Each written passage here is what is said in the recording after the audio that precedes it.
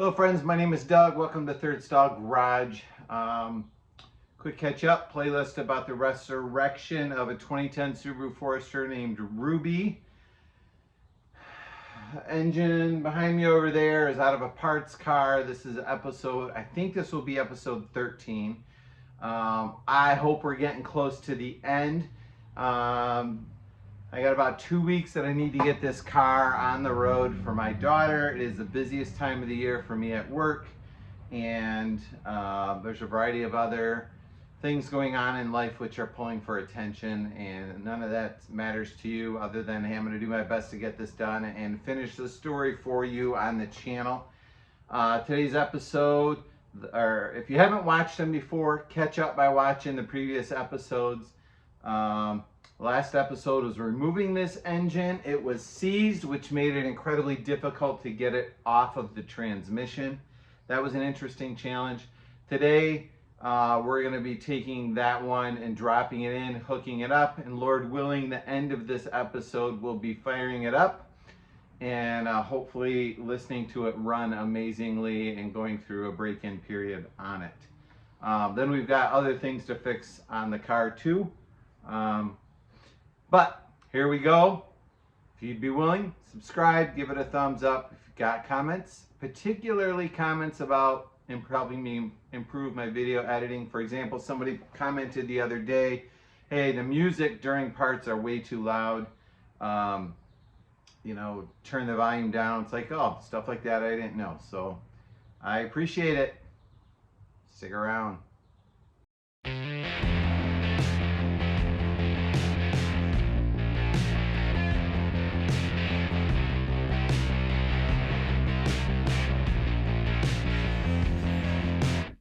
Task number one is, I think in order to install this in there, this intake needs to come off. I assembled it too early, and there's a window right down here where you access these 4 mounting screws, and I don't think I can get at that with the intake on. So this needs to come off. Basically, there's a bunch of wiring harnesses. You've got the spark plugs, the oxygen sensors, the bracket that mounts the wiring harness, a few more connectors back here, and a few hoses that need to come off, and then it should lift off.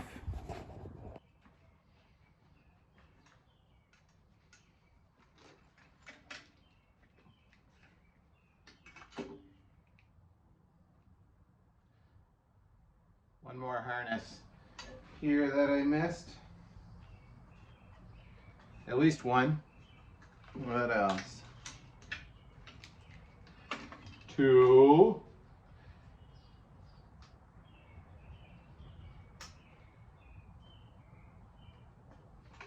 3. 4.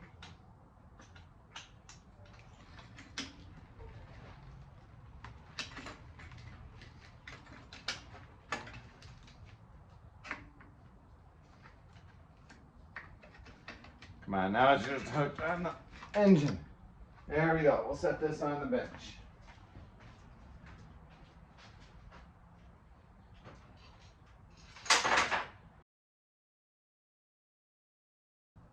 Don't lose your gaskets. All right, time to get this engine hooked up. I'm using a load leveler, which just helps you tilt the engine to get it in place. Not necessary, but helpful. I'm using a bolt on the front of the block here that a chain will get through, and then a bolt on the top of the block, the bell housing, that are both pretty close to the center line, which I'm hoping allows me to just kind of float the engine back and forth as it goes in. And then cranking the load leveler back and forth should tilt it front to back so that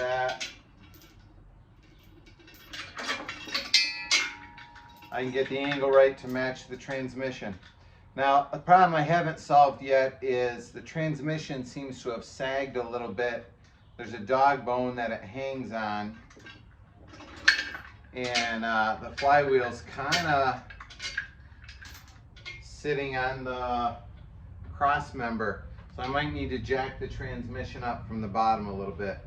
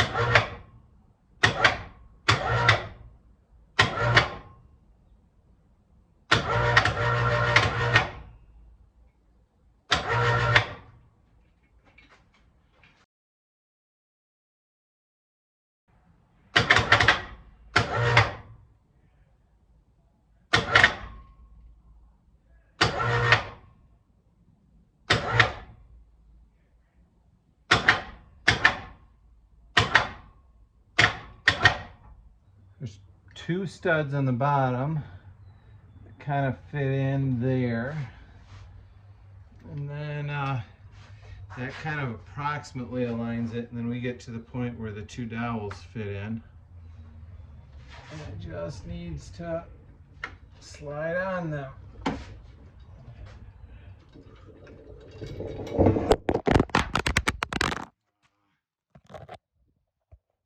Okay, so the block's most of the way in. I've got a little bit of a gap at the top and the bottom, but overall it's pretty even.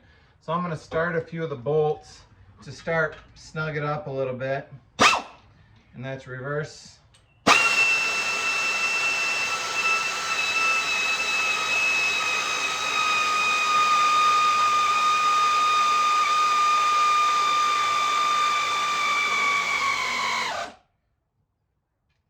That started snugging it up nicely.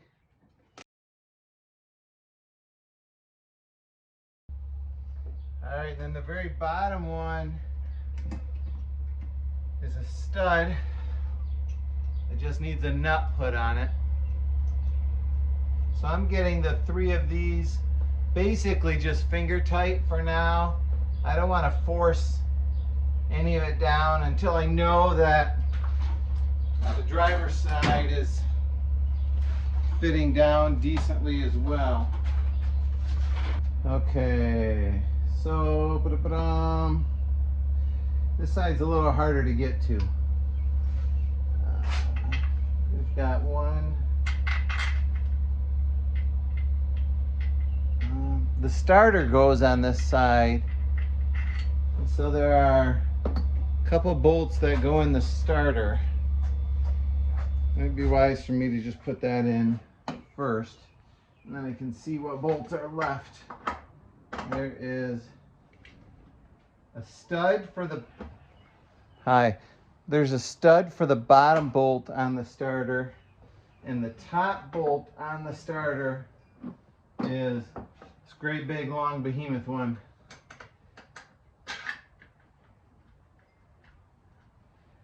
Behemoth is the technical term by SAE, the Society of Automotive Engineers. All right, so let's snug this one up.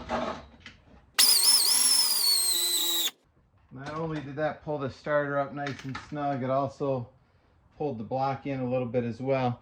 And the bottom of the starter is a stud that is a 14mm nut that goes on there. And then I should be able to figure out the rest of the bolts kind of from the bottom, which will end with a nut on that stud that's kind of my nemesis on the bottom that I will need to get out. So work on snugging those up, and then we'll see what's next.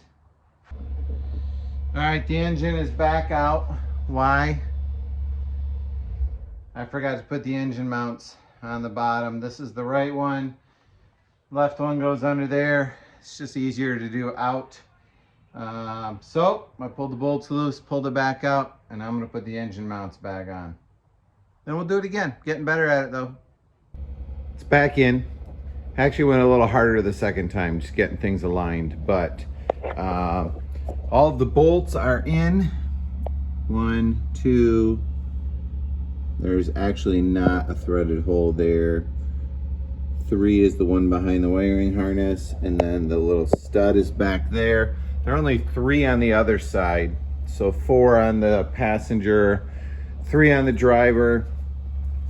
And then I forgot about these little guys in here.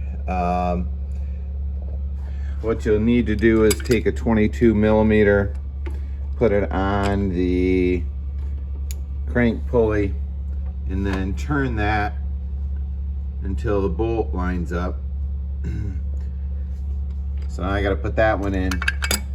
But what I should have done is turned the flywheel so that threaded bolt was showing before I put the engine in. But I was able to figure out a way by climbing underneath with a screwdriver from the back to inch the flywheel over. So now I will tighten those up, and then I'm going to work on the underside, getting the exhaust on, and all of that hooked up. Making progress. It's the beginning of a Saturday. It's a beautiful day outside. We'll see how far we can get done. Of course, exhaust work never goes exactly smoothly the way you want it to. So I think I am going to, this is the exhaust manifold with a catalytic converter. You can see the cat in there. Looks like it's in good shape, although I don't know how to inspect a catalytic converter. This exhaust manifold is overall in good shape. One of the heat shields from over here came off, is sitting on the ground. But I think I'm gonna put this is the one from the parts car. The tin shields are in a little bit better shape. So I think I'm gonna put that on. Where I ran into trouble was with these exhaust resonators. So this was the one that was on the car, and this, oops, sorry. This is just all rusted out on both sides. There's not much of that flange left, much less the donut seal. And this is the one off of the parts car. And you can see that this part is thinner than here. So you can see how it's rusted away. But after I chiseled on that with a flathead screwdriver and hammer for a while, I feel better about that. For 25 bucks at O'Reilly's, there's the donut seal that goes in there. So I'm gonna put this resonator on and that exhaust manifold, and I am hopeful that that will last for a good long while. I had to cut out the bolts that held the screw clamps in here. So there's a spring that goes on that side. So I'm just going to use some leftover Volkswagen bolts, and we'll get her bolted up. All right, feeling good about this. If you hadn't noticed, Dale is helping me today with it. The exhaust manifold is in on the bottom. We have the bracket for the oxygen sensor lights here. It is all on now, tight. Gaskets were in good shape. To be honest, I put the old gaskets in because I can't find the new ones, or I didn't get new ones in the kit. So if I find them in 10 minutes, I'm gonna be mad at myself. The starter is in the back corner. Hook the wires up to the starter, the coolant tubes to the heater core. Dale did a great job putting new grounding straps on. So bought them off Amazon, real cheap. They're just a generic grounding strap. But they go from the valve cover to the frame rail on each side. On the underside, Dale sanded some paint off, cleaned the bolts real well. The reason that I understand Subaru put them on is your spark plugs in your engine, you know, grounds through the head, and then the electricity would flow through the head to the block to the chassis, which means that the electricity flows through the head gasket. So Subaru wanted to give the electricity a direct path to the frame. So there's a grounding strap on each side, as well as a large grounding strap back here to the starter. We are ready to put the intake back on. Let me grab that. And I think that everything kind of behind this has already been done. So it's the stuff that I'm forgetting about that I'm gonna be kicking myself for as we set this thing on, if I have to redo it later. So that guy goes about there. This guy is close but not quite right yet. Right there. Nope, just sits there. There's no locating pins for it.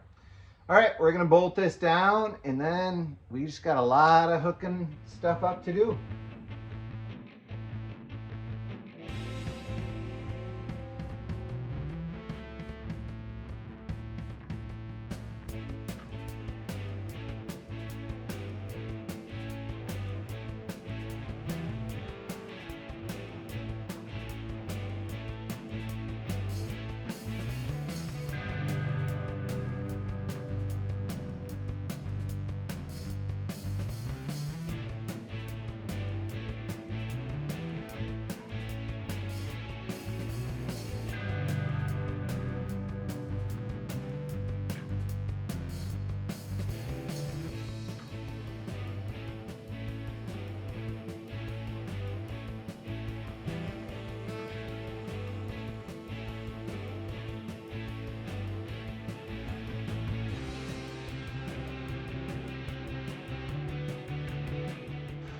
All right, friends, we are very close to the terrifying moment of turning the key. So, bought blue coolant from what we're told at the local auto parts store. They switched from green to blue about the time of this car, but according to the internet, we're supposed to go blue. So we've got 2 gallons of blue coolant. We put oil in, topping up the charge of the battery. Battery's connected, grounded. Belts are on and adjusted. All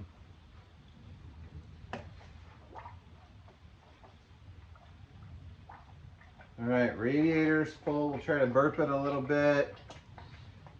As far as we know, all of the hoses are in, plugs, spark plugs, wires are nice and tight. All the accessories are hooked up. Whatever we're forgetting, we have clearly forgotten. So the plan is to start it. We'll watch the coolant level, and really the only thing I'm worried about doing break-in on is the rings on the pistons, because the cylinder was bored, or not bored, honed. So if she runs, we're gonna hopefully run it 15-20 minutes, varying the RPMs, and then drive it under low load for a while. Then we'll dump the oil, change the filter, and start again.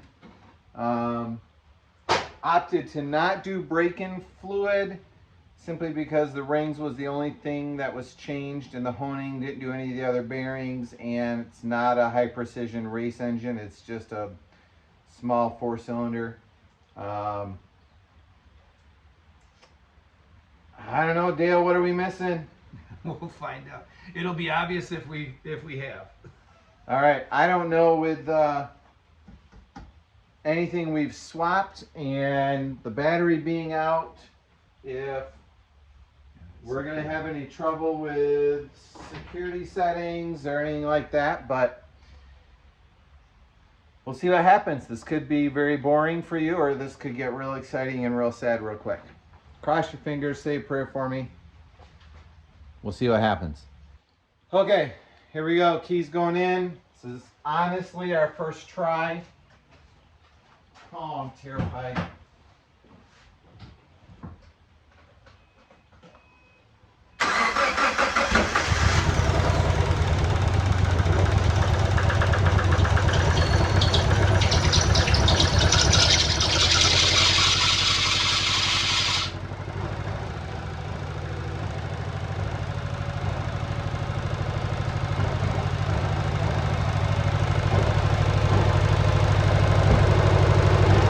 Quite a shake.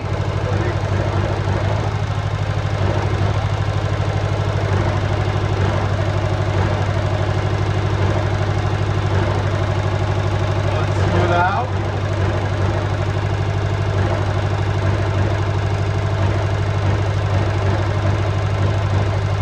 We got a little drip of coolant down here. Just a little drip. I don't know if that's even still going.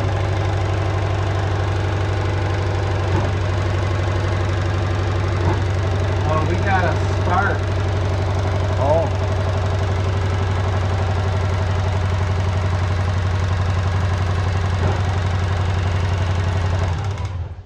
Okay. All right, so it ran. That's the good news. No. Bad news is we got a couple drips of coolant down here, and there was some sparking by the, oh, That's supposed to be on something. I think that might have been part of the problem. I don't know why it wasn't running smooth, Doug. 3 cylinders were running great. 3 out of 4 ain't bad. Nice engine. I give it a 3 out of 4. Oh, this is nerve laughter, nerves. All right. No. Are the other ones on? How did that come off? You know, we did a lot of jockeying. Both of them? Oh no, that's No, the same it's one. the same one. All right. Oh, that Does this thing come off easily? yes, but the whole gray piece came off. Well, I'll try. I just wondered if it was easy to pull this thing out of the way.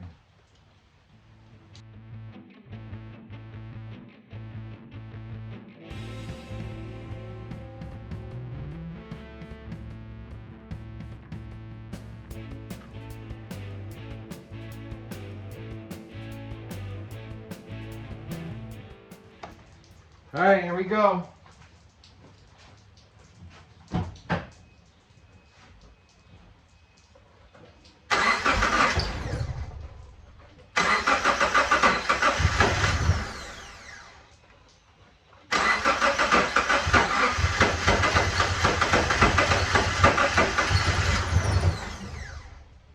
Did not want to run.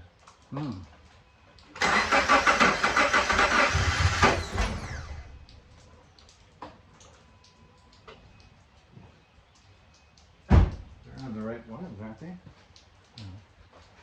No, that I don't know. Oh, we can 2 check on the number. top. 2's on the top. No. No. It's supposed to be 1, 4. 2 is on the top right now. Okay, so it's 1, 2, 3, 4. So this is wire 4 right here. Bottom 1, outside 1. This is 4. Oh, it's labeled wrong. This one's labeled 4. Yeah, so I don't know if it's going to the right spot on the coil or not. But this is wire 4 and it's definitely going to cylinder 2. But is it hooked up to coil? We're online. Okay.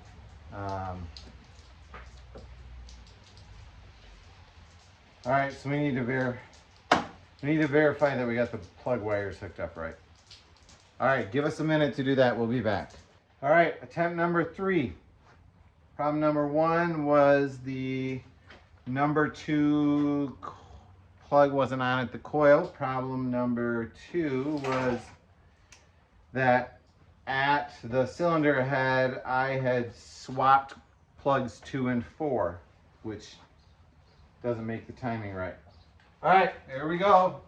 Third time's a charm. Third time's a charm.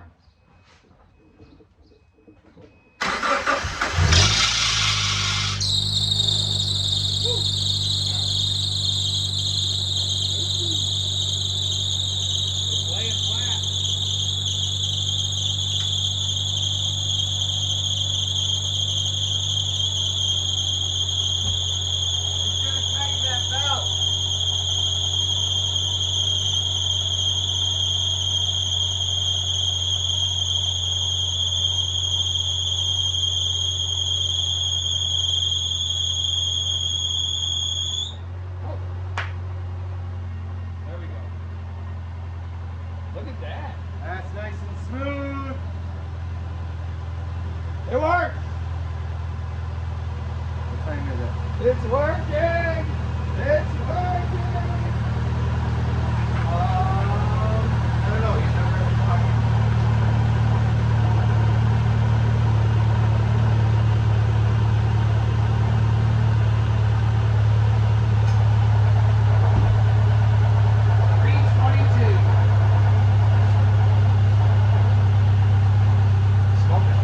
Yeah, it looks like a couple coolant drips went down onto the exhaust.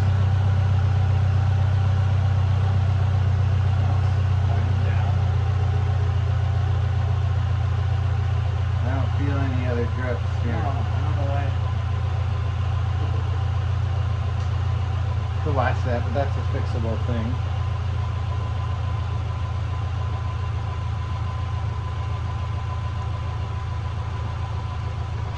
Baby! Yeah. Okay. That's nice. Beautiful. Let's just soon this should, the thermostat should open up and then air will start coming out. All right, so I'm gonna, you don't need to watch this. We're gonna let it run for about 20 minutes. I'm gonna vary the RPMs. Dale's gonna watch the coolant level and look for leaks and things like that. And Lord willing, it all goes well. If it doesn't, I will pop in and let you know. If it does, that'll be the end of this video. I know that we've got a few more projects with this car to get it on the road with some suspension and a few body things and whatnot. But thanks for following along. Give your mom a call and tell her you love her and have a great day. She's running. We have a check engine light and a traction control light, seat belt because it's not on yet. I'm assuming the cruise is blinking because of the traction control, so that might just need to be driven, or it's a wheel speed sensor and we're low on fuel. But here we go, the maiden drive. She's been running for 20 minutes now, varied the RPMs up and down. And we are going to take her out for her maiden drive. Wish me luck.